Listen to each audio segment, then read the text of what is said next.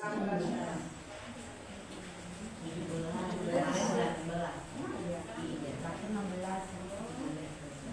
17 ya.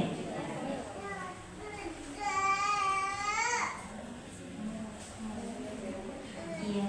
Ini juga sudah meminta bergabung, saya klik, tapi kayaknya sinyal nggak nyampe-nyampe. Jadinya muter juga nih. Bunda Siti Rohmah. Iya. Kasihan. Sinyalnya juga ya luar biasa. Ya baik, Bismillahirrahmanirrahim. Ayat 17 dari surah Hud. Afaman kana ala bayyinatin min rabbih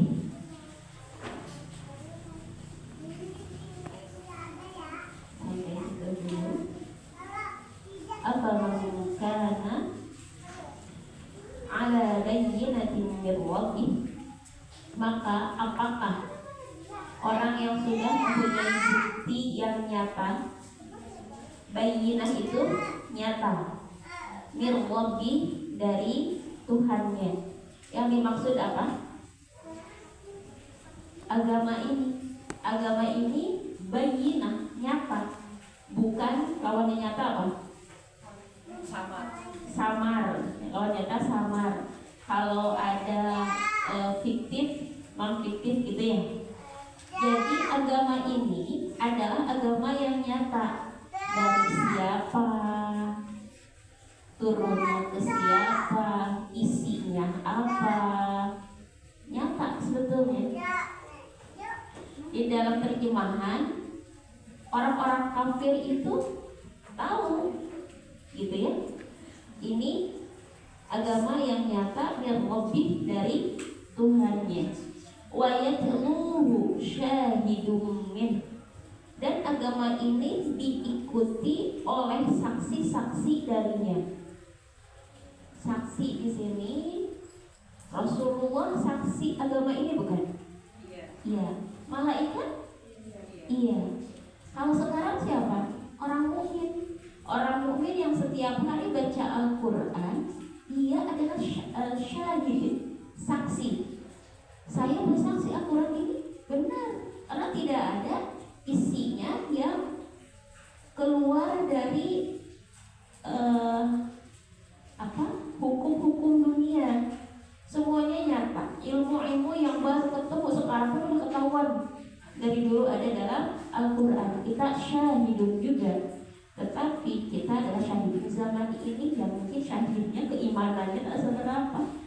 Dari dulu agama ini diikuti oleh para syahidun. Setiap generasi ada syahidun. Syahidun pertama tentunya kalau dari kalangan manusia Rasulullah SAW untuk Al-Quran ini ya.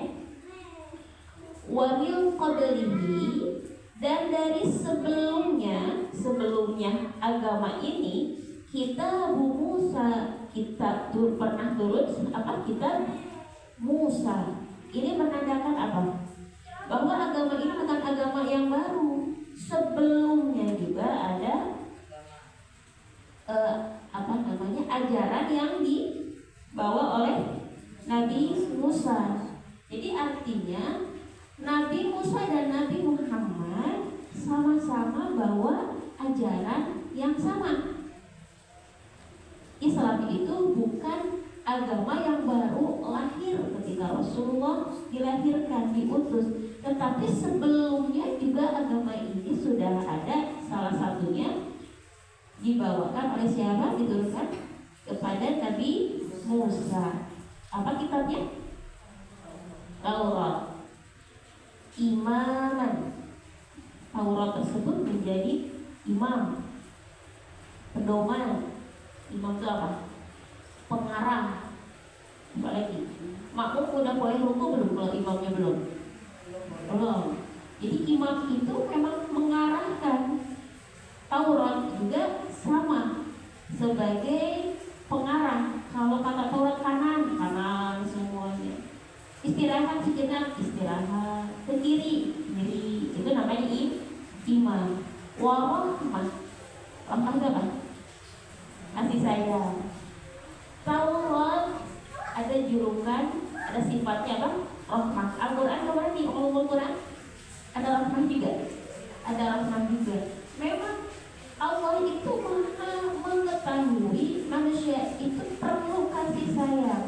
Untuk menumbuhkan kasih sayang itu perlu satu kitab, yaitu ada Taurat, kalau dari sekarang ada Al-Quran. Kemarin sudah disampaikan, semakin seseorang itu dekat dengan Al-Quran, maka kasih sayangnya semakin luas. Yang ia sayangi bukan hanya memikirkan anak aja, tetapi memikirkan lebih jauh lagi. Bagaimana perkembangan anak-anak tetangga saya, bagaimana perkembangan anak dari adik saya. Kita itu sampai memikirkan lebih jauh lagi. Itu timbul begitu saja. Kenapa? Karena kita dekat dengan Al-Quran. Insya Allah kasih sayangnya semakin meluas. Ketika ada harta, ketika ada kelebihan makanan, kita ingat gitu ya. Itu namanya rahmah. Agama ini adalah agama pedoman dan penuh rahmat. Orang yang dirahmati, orang yang merahmati makhluk Allah, maka kan dirahmati oleh Allah. Dan rahmat terbesar Allah adalah surga. Jadi bertolak belakang. Kita tidak bisa menyayangi makhluk Allah di bumi, tapi mengharapkan rahmat Allah yang besar di dunia, di akhirat. Dalam hadis rahmat Allah itu ada 100, satu diturunkan ke bumi, dibagi-bagi dari zamannya Nabi Adam gitu ya, sampai nanti hari kiamat. Yang muslim kebagian, yang gak muslim kebagian, hewan kebagian, tumbuhan kebagian. Dari satu itu. Sedangkan 99 Allah simpan di surga. Namanya rahmat. Rahmat itu kalau kita rasakan adalah kenikmatan. Itu rahmat. Kita bisa bernafas, rahmat kan? Kita bisa berjalan, kita bisa berkedip, itu rahmat. Itu hal yang masih pribadi banget gitu ya. Darah kita tidak membeku, tidak pegel-pegel, itu rahmat. Itu yang kita rasakan, perasa kalau dicabut mahal banget bayarnya. Ternyata itu 0,00 sekian 1% gitu dari rahmat Allah. Jadi tadi kalau kita tidak ingin memupuk rasa rahmat kita di bumi, dan kita coba tutup mata, tutup telinga, pokoknya nggak mau lah ngurusin orang lain, yang penting mah diri saya pribadi. Inginnya rahmat itu tuh saya aja deh, yang penting mah hidup saya enak, yang lain mah biarin aja dah, gitu ya. Tetapi masih mengharapkan rahmat Allah di akhirat. Kira-kira termasuk manusia apa kayak gitu? Egois, sombong, egois. Tapi manusia ternyata seperti itu banyaknya, ya, kecuali tadi manusia yang standarnya di atas. Kenapa kok bisa standarnya di atas? Dekat dengan Al-Quran. Imamau warahmah. Ulaika, mereka itulah yu'minuna bi, beriman kepadanya.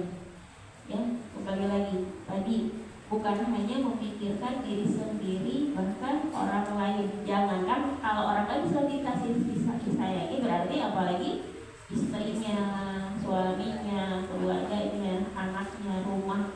Makanya salah satu tanda rumah itu diberkahi apa? Sakinah. Bukan harta ya, yang di dalam rumahnya ada apa itu? Kunci. Berangkas. Kalau ada berangkas di rumah, awalnya hidupnya tenang. Jangan-jangan yang ada berangkasnya kalau setiap hari bisa. Apa nggak kunci?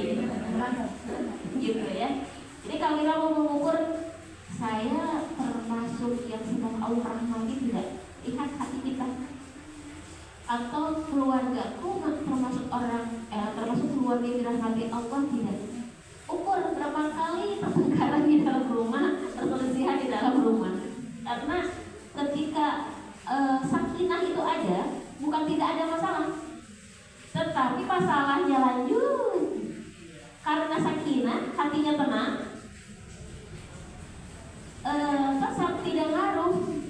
saling memaklumi, saling memang latar belakang seperti itu dari dulu ya udah.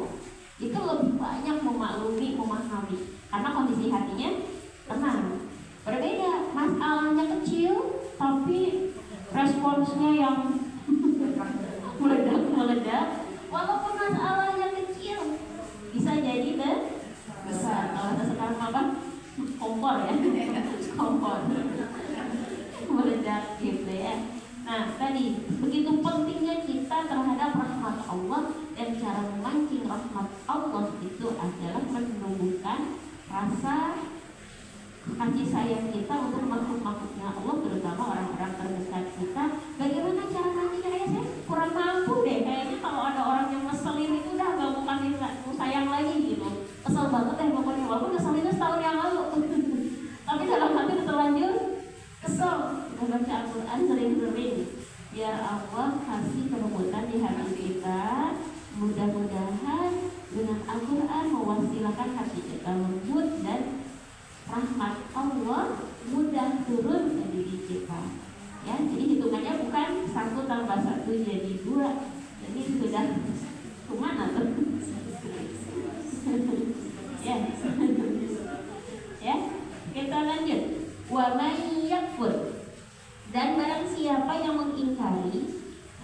Jadi kalau dalam Al-Quran yakfur bukan hanya kufur kafir. Jadi kufur itu ada tingkat-tingkatannya. Tingkatan yang paling rendah itu kufur, bukan kafir. Gimana? Orang yang tidak bersyukur termasuk kufur? Apakah dia kafir? Tidak. Kafir itu kan lebih ke keluar dari agama. Tetapi level paling rendah itu adalah kufur, dan bisa terjadi pada diri orang yang beriman. Ya. Jadi kalau misalkan ada yang wa may yakfur, kalau itu terhadap akidah, ingkarnya terhadap akidah, itu pasti keluar dari agama, anar pasti. Tetapi jangan merasa selamat juga kalau saya bilang tadi juga sholat, tadi juga baca Quran, bebas nih dari wa may yakfur. Hati-hati, paling rendah itu ada kufur. Hati-hati, kita khawatirnya ada di sana. Wa may yakfur bihi, dan barang siapa yang mengingkari kepadanya, minal ahzabi, dari kelompok-kelompok. Kenapa kelompok-kelompok? Di sini ada tulisan orang Quraisy ya. Orang Quraisy pada waktu itu Rasulullah berhadapan dengan orang Quraisy. Quraisy itu 1 apa 2? Apa banyak? 1 golongan. Ya, Hizbun kan 1. Ahzab golongan. Berarti banyak juga golongan-golongan selain Quraisy yang kufur, termasuk di zaman ini. Masuk ke Ahzab ini. Fannaru mau'idu, maka nerakalah tempat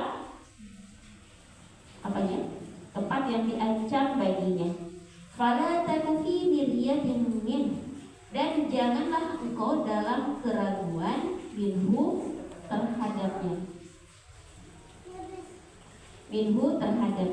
Innahul haqqu mir rabbik, sesungguhnya kebenaran itu dari Tuhanmu. Walakinna aktsaran nasi la yu'minun, kebanyakan manusia itu tidak beriman. Kita kupas sedikit-sedikit. Dan barang siapa dan dia mengingkari, ya, salah satunya adalah Quraisy. Siapa yang mengingkari berarti kebalikan dari yang yu'min. Kita ulang dari atas dulu nih. Kan tadi orang yang menjadi syahidun, mereka itu adalah orang yang mukmin.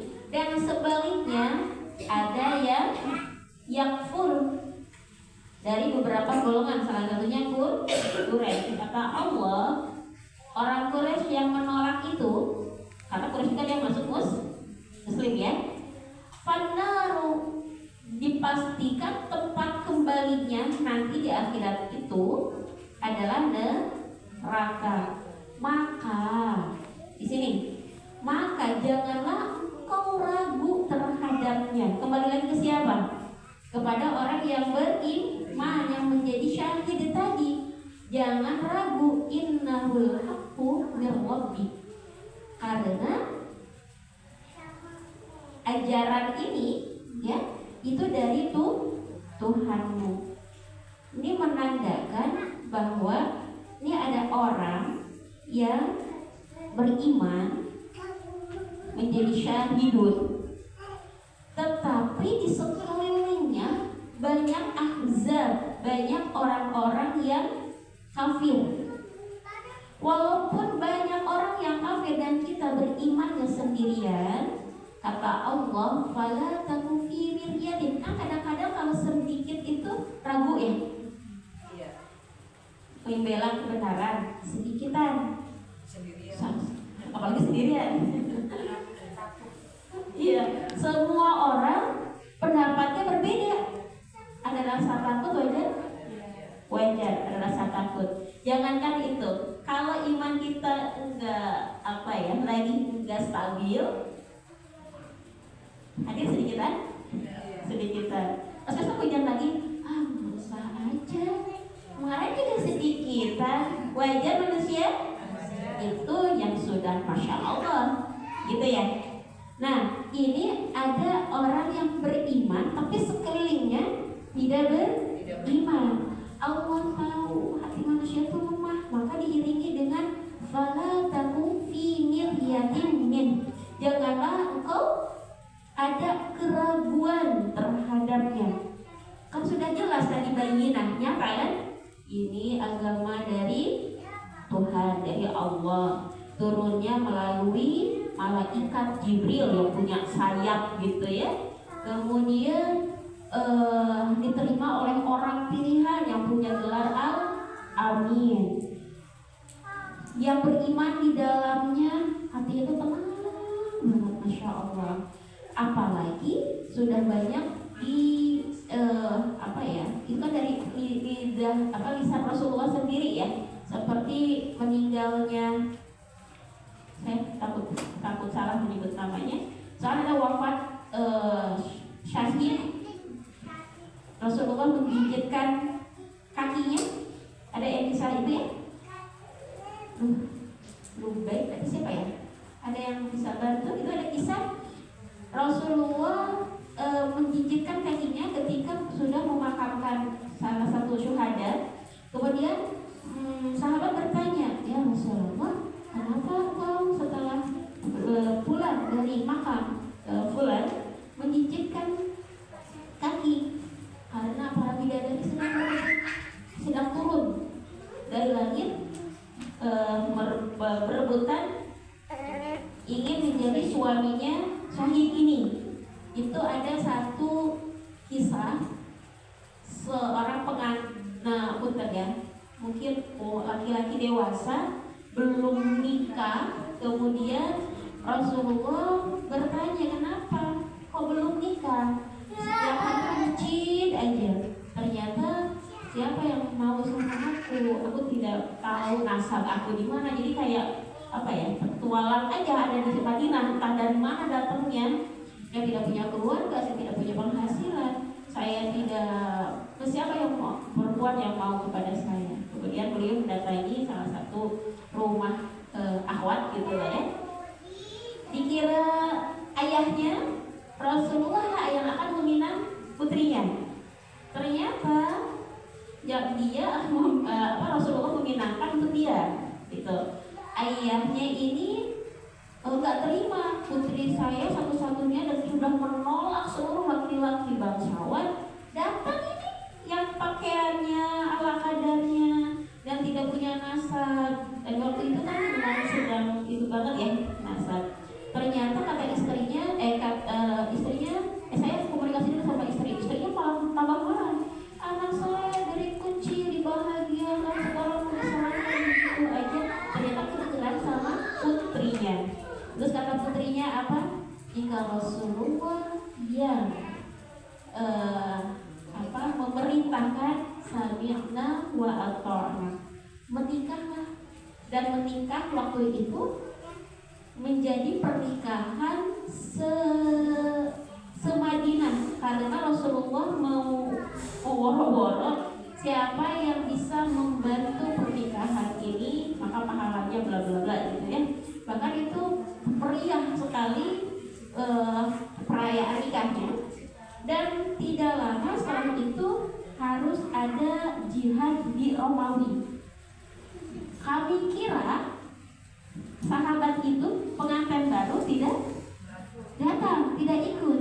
Ketika Rasulullah sedang mengecek panglima-panglimanya, orang paling depan pengantin baru itu. Padahal dia dikasih keringanan untuk tidak berjihad. Pengantin itu boleh tidak berjihad karena harus ada tanggung jawab dengan istrinya. Ternyata singkat cerita wafatlah syahid itu. Nah, maksudnya ini banyak para sahabat bukan hanya kata Quran, tapi ketika kata Rasulullah, bidadari pada turun sampai memenuhi makamnya, itu kan masa nggak percaya? Berarti bayinahnya lebih nyata daripada kita. Bisa dipahami di sini? Ya. Agama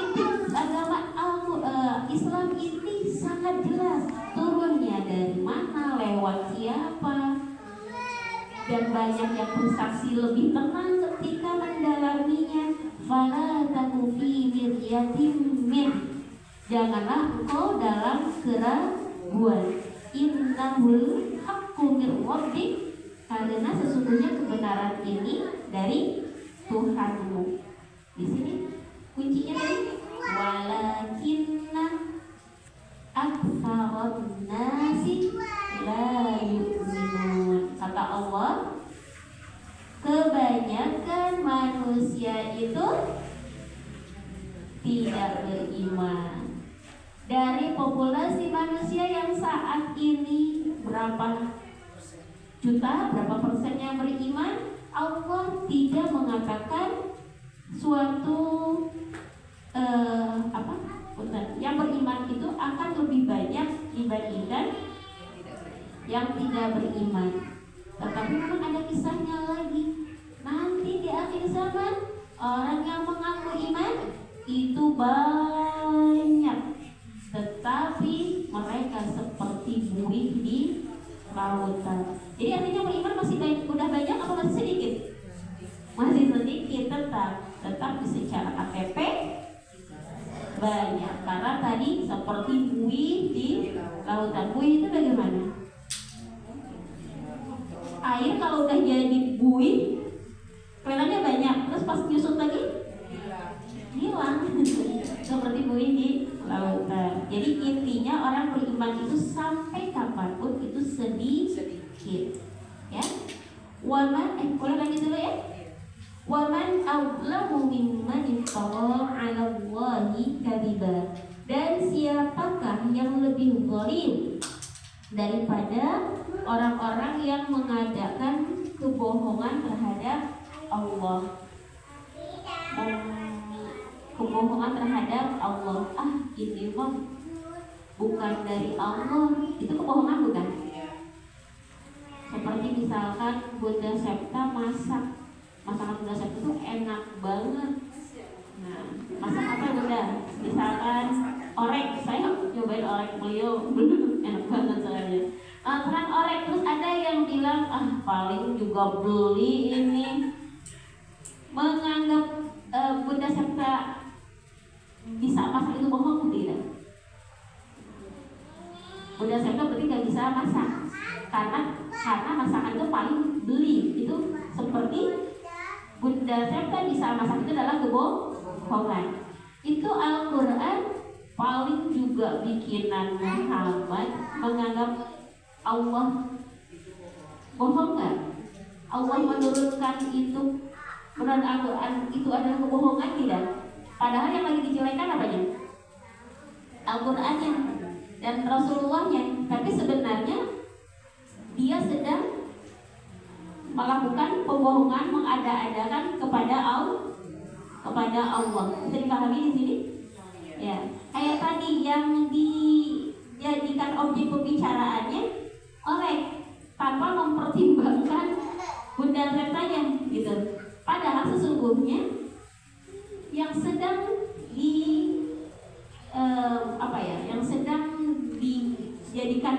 pembicaraan itu bukan orangnya. Ya, kita seperti sedang mencela atau misalkan lemahnya gini, ih dia mah hidungnya, ih dia mah kulitnya, seperti sedang mencaci orang di hadapan yang padahal sebenarnya sedang naudzubillah seperti itu. Waman azlamu, dan tidak ada yang lebih zalim. Ini ada zalim, korupsi zalim, apa lagi? Kalau ngambil motor di jalan begal zalim. Kalau zalim dijejerin, ternyata ada yang disebut azlam, paling zalim. Siapa paling zalim itu? Adalah orang yang mengada-adakan suatu kebohongan terhadap Allah. Ulaika, mereka itulah yu'raduna ala rabbihim wa yaqulul ashhadu haula'il ladzina kadzabu ala rabbihim. Mereka itulah yang akan dihadapkan kepada Tuhan mereka, dan akan berkata para saksi, inilah orang-orang yang mendustakan Allah. Ala la'natullahi ala zalimin. Ingatlah, laknat Allah itu ditimpakan kepada orang yang zalim. Kembali lagi, siapa asyhad ini? Orang yang beriman. Kalau saat ini orang beriman, atau yang paling tingginya para ulama. Kalau zaman Rasul ada sahabatnya, ada Rasulullah. Ketika nanti di akhirat mereka akan menjadi saksi. Ini loh yang memberikan kesaksian bohong terhadap ajaran-ajaran Allah. Bisa dipahami di sini? Ya. Jadi nanti itu akan berkata para saksi menjadi saksi atas kekafiran mereka waktu di dunia. Dan ingatlah laknat. Kebalikan laknat apa? Di atas ayat 17 apa? Rahmat. Rahmat kebalikannya laknat. Kalau tadi rahmat itu bisa menenangkan, berarti laknat itu kebalikannya apa? Kebalikan menenangkan, meresahkan. Kalau hati kita bersalah, maaf itu sedang kena laknat. Berarti ada ibadah kita yang bertolak. Imbas laknat itu apa? Perbuatan kita tidak berkah, itu sedang laknat. Tadi kan ada level-levelnya ya. Kufur juga ada, kafir ada level-levelnya, paling rendah kufur. Laknat juga ada level-levelnya. Kalau ini laknatullahi ala zalimin, ini level yang paling tinggi. Level yang rendahnya apa? Tadi ibadahnya sih sering tapi tidak berdampak, artinya tidak berkah. Jadi salah satu yang dilaknat, yang sedang dilaknat, walaupun itu levelnya level rendah, adalah hilangnya keberkahan. Karena orang yang dirahmati itu berkah. Kalau untuk harta apa? Dapat penghasilannya besar, tapi kok cepat habis ya? Itu keberkahan. Berarti posisinya sedang hati-hati, khawatir laknat, sedang dalam posisi laknat walaupun tadi rendah. Berarti apa yang perlu diperbaiki? Ibadahnya. Karena siapa? Karena untuk memancing keberkahan kan gitu. Dari hati dulu ketika beribadah, ikhlas tidak, kemudian sesuai dengan ajaran tidak. Itu amal-amalan karena Allah, tapi akan berdampak kepada keberkahan. Kebalikan dari keberkahan yang tidak berkah, maka kebalikannya rahmat. Saya ulang lagi, saya putar-putar juga ini. Bisa dipahami tidak?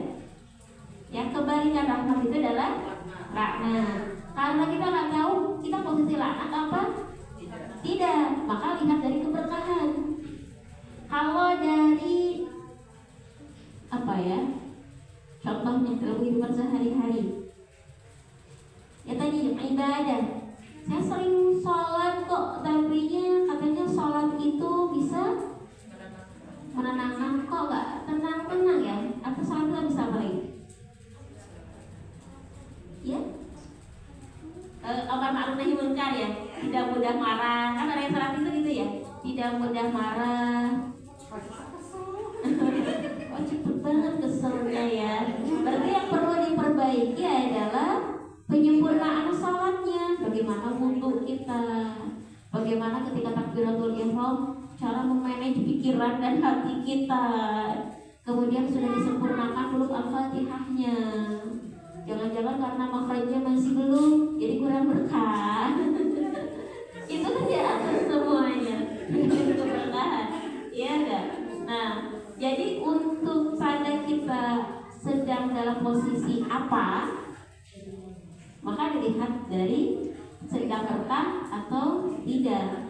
Kalau kok A kurang berkah, B kurang berkah, dari rumah tangga, dari harta, dari anak, harta, dari tenaga, udah makan banyak nih, tapi kok tenaga hilang ya. Mengerjakan kerjaan sedikit cepet capek, itu berkah bukan? Berkaitan sama keberkahan, ya. Berkaitan sama keberkahan. Makanan itu udah bergizi banget, kan pokoknya perhatikan, sehat itu sempurna. Tapi cepat lelah gitu ya.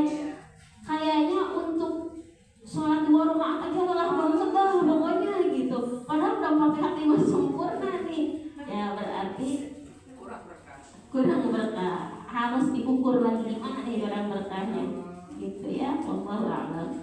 Jadi di sini ayat 17 tentang apa tadi? Tentang rahmat yang mana banyak orang yang tidak beriman dan yang berimannya itu adalah sedikit. Maka Allah menguatkan jangan ragu walaupun sedikit, tetapi walaupun sedikit dan orang sekitar mempengaruhi, jangan ragu, tetap beriman saja, engkau pasti menjadi orang yang dirahmati. Dan Allah sampaikan beriman, yang beriman itu sedikit, ya. Bisa dipahami ayat 17? Ya. Yang beriman itu sedikit. Dan ayat 18 tadi kebalikannya, ya. Orang yang zalim, orang yang kufur, walaupun banyakan, mereka termasuk orang-orang yang dilaknat. Bisa dipahami di sini? Ya, kebalikan tidak? Yang di atas yang beriman sedikit, tetapi jangan ragu karena mendapat rahmat. Kalau yang 18, yang zalim itu banyak dan yang zalim itu akan dilaknat. Ayat 19 sedikit lagi. Alladzina yasudduna an sabilillah, orang-orang yang menghalangi dari jalan Allah, wa yabghunaha iwaja, dan menghendaki jalan itu bengkok. Islam itu lurus. Kalau ada keluar dari ajaran Islam, maka dia sedang bengkok. Wa hum bil akhirati hum kafirun, dan mereka itulah terhadap akhirat tidak percaya. Tadi kufur ada levelnya, ada laknat ada levelnya, ada. Di sini kita jangan merasa aman dulu nih, bahwa di sini ayatnya orang yang menghalangi. Siapa sih yang menghalangi? Kayaknya jauh banget. Orang Puri kan baik-baik, nggak ada yang menghalangi. Tapi maaf, ada yang menghalangi secara halus, itu nyata. Seperti apa? Kamu gak usah rajin-rajin, ngapain nggak ngaji? Itu menghalangi bukan? Menghalangi. Atau misalkan percuma kamu ngaji, orang masih lisannya nggak bener, akhirnya orang gak mau ngaji lagi. Sesungguhnya dia sedang telah melakukan wayasudduna, Padahal tujuannya nggak seperti itu. Tujuannya sih memotivasi. Tetapi karena lisannya yang kurang benar itu membuat orang tarik diri, tidak jadi. Maka dia masih masuk ke sini, menghalangi orang berbuat baik. Tapi levelnya tadi memang bukan seperti Abu Jahal gitu ya, bukan seperti Abu Lahab. Jadi jangan pikirannya alladzina yasudduna an sabilillah, orang menghalangi, langsung pikirannya siapa? Abu Jahal, Abu Lahab. Nanti kita aman.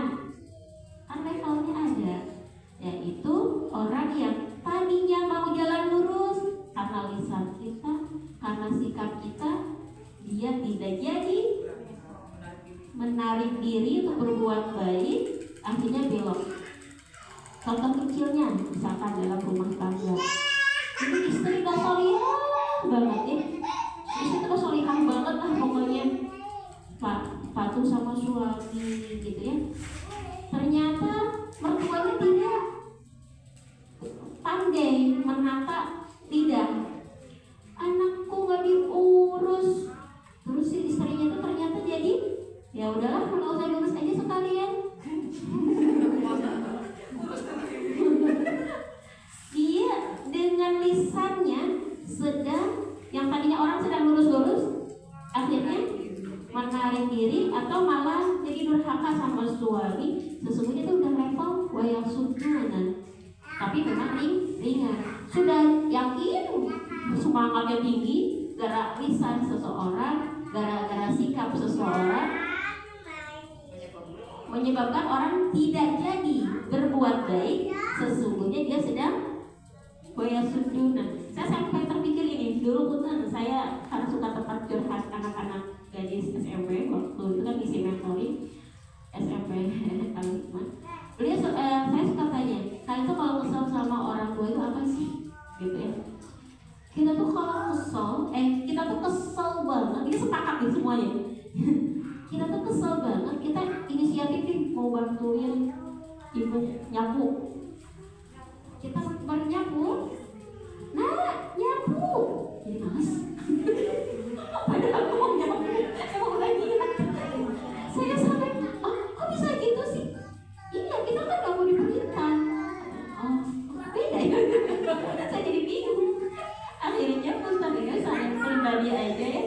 Saya kalau lagi pulang dari pondok, nah saya suka pancing. Saya jalan kemana pagi-pagi sama abahnya tuh, karena dia udah kelihatan nih. Daripada nanti saya salah paham dia mau ngapain, saya jalan. Nanti pulang-pulang aku bersih. Udah bersih banget. Baru saya bilang Masya Allah, terima kasih. Itu kan lebih seneng banget. Jadi saya tidak pernah mengeluarkan kata-kata itu karena pengalaman curhatnya anak-anak gitu. Kan tujuan ibu-ibu bukan begitu juga ya gitu. Kemudian punten beberapa hari yang lalu lagi seneng nyimak, karena di rumah sering nyimak broadcast Star Calypso ketika ditanya bertengkar sama istri gitu kan. Tadi katanya gitu. Gara-garanya apa? Gara-garanya ego kelaki-lakian saya sedang muncul. Kata beliau, kalau nggak salah dengar ininya ya. Anak-anak belum berangkat sholat, saya sudah ngambil peci seperti biasa, mau ke masjid katanya. Tapi mungkin bisa diluruskan kalau saya salah. Ayo salat jemaah, udah azan tuh, gitu kan. Adi salat jemaah, itu yang saya pegang peci. Saya langsung ke kamar sholat sendiri di kamar. Kayak kan biasanya juga sholat di masjid, tapi karena ketika disuruh jadi males. Ada rasa kalau lagi-lagi ada kepemimpinan tentang kata beliau. Tapi dalam hati saya, tapi kemarin waktu ceritanya anak itu seperti gitu ya. Jadinya ya terkadang mungkin kita harus ngerem untuk nyuruh dan segala macam. Takutnya tadi yang suduna, sebenarnya mereka sudah pilih mau ngapain karena gara-gara lisan kita gitu ya. Itu mah paling rendah sekali sebenarnya. Tetapi maksudnya kita jangan merasa aman dari sini. Alladzina yasudduna, jangan-jangan karena lisan kita orang yang akan rajin ngaji jadi enggak, padahal tujuannya sih baik gitu ya. Tapi kan ada orang-orang yang mungkin tadi orang nggak mau disuruh, orang yang maunya dipahami aja sesuai kesadaran sendiri.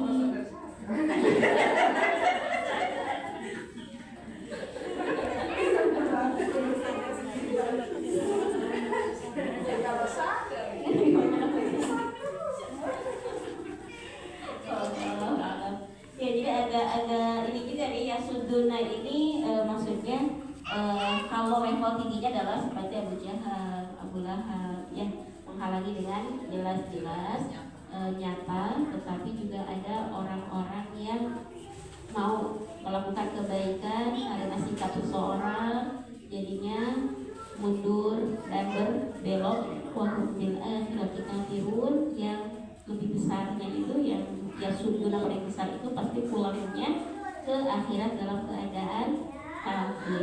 Kalau orang mukmin yang menghalang-halangi berbuat kebaikan jatuhnya ke dosa besar. Ya misalkan gak usah fanatik agama, gak usah mabuk agama. Jadi orang daripada nanti dibilang ekstrim, soalis, eksklusif, jadinya yang tadinya mau rajin ngaji nggak jadi ngaji, itu jatuhnya ke dosa besar. Wallahu a'lam bishawab. Hati-hati. Kalau sudah berarti dari tadi zoomnya, bukan kalau nggak ada adminnya, itu kasihan ya, tiba-tiba menghilang katanya. Kemarin yang ikut zoom siapa ya di sini? Umu Ayu dia ya. Saya tiba-tiba hilang katanya itu ya. Saya Google Meeting itu agak kurang nyaman, lebih loadingnya tuh